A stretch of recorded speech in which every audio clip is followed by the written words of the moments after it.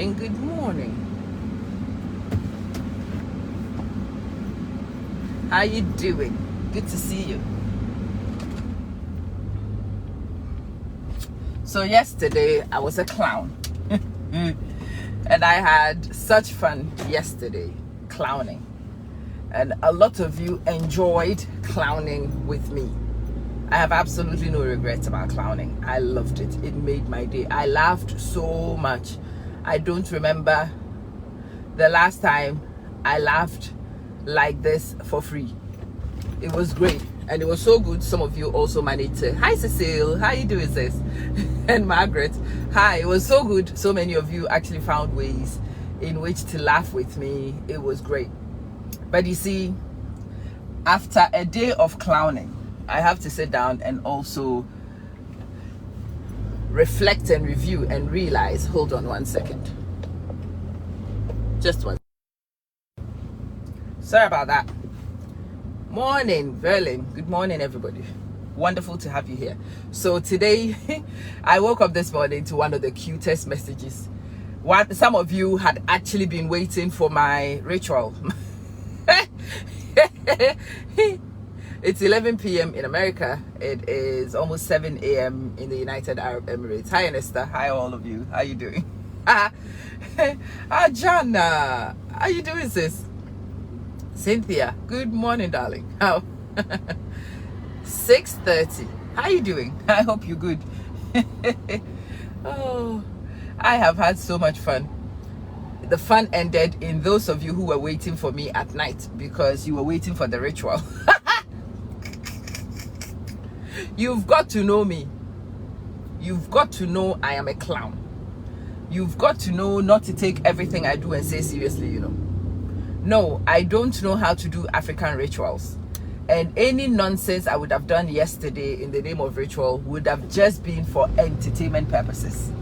No, I don't have any spiritual powers from the ancestors. I'm sorry to disappoint you. Yes, they are my ancestors, but they didn't give me those powers, unfortunately. Or maybe fortunately for all of you, because if I had those powers, it would be dangerous. A person like me should not be given that kind of power at all. The universe knows, so the universe decided, no, I'm a no. No such power for you.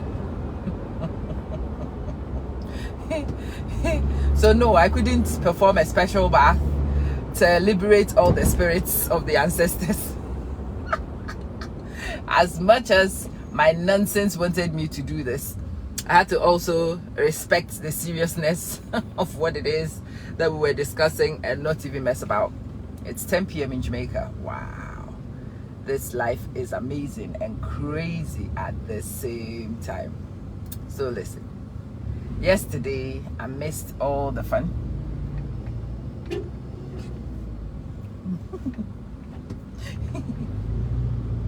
Yesterday, I missed all the fun. It was actually a very important lesson that I was too busy having fun yesterday to pick up, and we're going to pick up today. In the middle of it, Cora made, it was a very brief statement, but you know me, I pick on brevities. It doesn't matter. I picked up on it and I want to discuss it. She said that she was cleansing herself after trying to fit in. And that's the problem. You see, when you try to fit in, it is hard work. When you try to fit in, it is hard work. When you fit in snugly, when you belong in a place, when a place is made for you, it is easy to do. It is easier for you to walk into places where people want to include you, where people want you and make the effort to allow you to fit, then it's good. If you find yourself in places where you are working hard to fit in, and that statement was actually a dead giveaway for me. Let me make the declarations before we go any further. I have no problems with interracial marriage. I have no problems with inter-anything interactions. No. In fact, if inter-anything interactions are done properly, it is the best thing to do. It helps both sides to learn lessons, to grow, to develop, to mature. So interracial interactions, tribal interactions, class interactions. They are good. They allow us to break some of these boundaries. So it's good. However, before you attempt to do them, you need to be aware of many things. Most people enter these interactions without an understanding of the job at hand.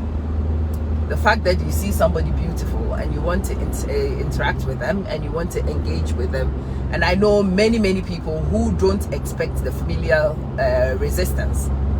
The person's family, the person's friends, and the person's network is going to resist, and it's going to be a challenge. So yeah, one of the ladies picked up and was telling me when Cora went to Oregon to go meet the family. And for those of you who watched, it was obvious that she wasn't fitting in. It was obvious that she wasn't welcomed as much as some of you would have hoped.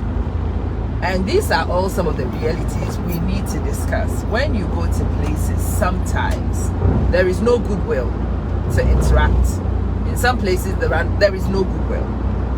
But if the person you are with is determined to make it work, if the person you are with is determined to make you comfortable, if the person you are with is determined to smoothen the ground for you, and you are committed to also work to bridge the gaps, then you are good.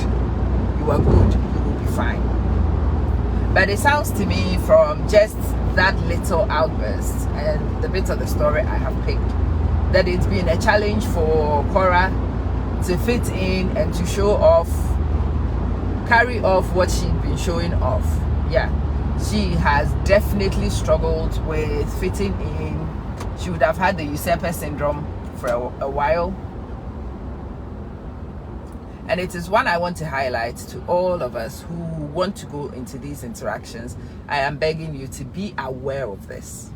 I am begging you to actually talk about it as a couple. I am begging you to discuss it and to strategize how you are actually going to do this. How are you going to be introduced to the family is a way you need to discuss. You know, the way you are introduced affects a lot of things about how you will be integrated. The way you are introduced. If somebody introduces you as a leech, as somebody they are helping, they are getting you a green card so you can come to America. No, she's not actually working. I am doing everything. Yeah. Any family is going to receive you with suspicion, no matter what their color is, no matter what their class is. If they feel that you are in to sponge off their own, they will receive you with suspicion. And receiving you with suspicion is going to make life difficult.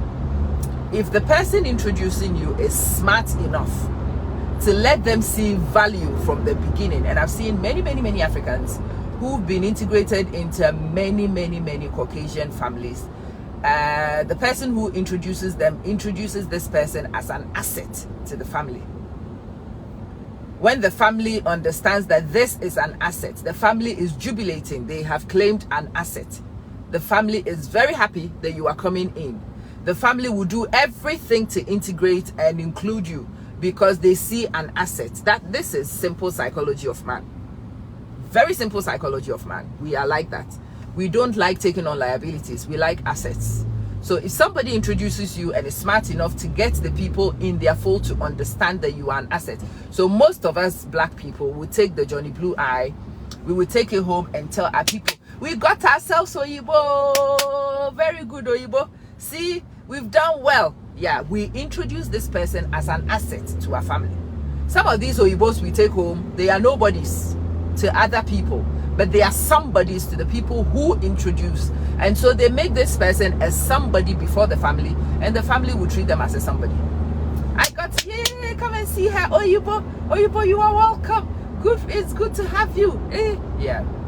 If you take Oyibo Blue Eyes and you tell them that you've got yourself Dr. Oyibo Blue Eyes, ooh, our people will be jubilating, singing and dancing. The way that person will be received is totally different from when you take Oyibo and you tell your people, hey, this is Oyibo who doesn't work.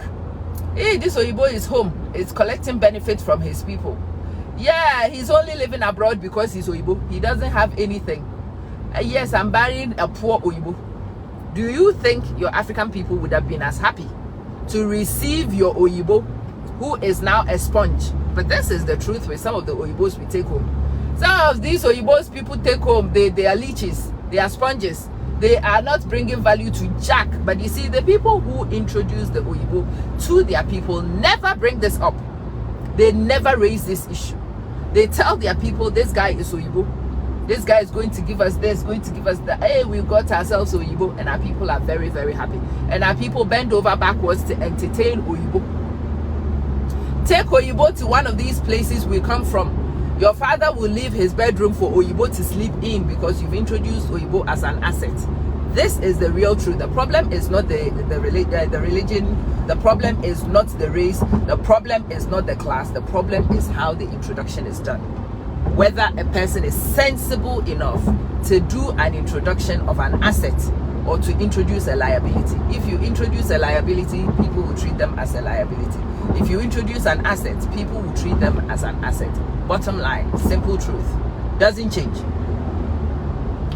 So again, when you listen to these two people and the language in use, you will realize that Cora was not introduced as an asset.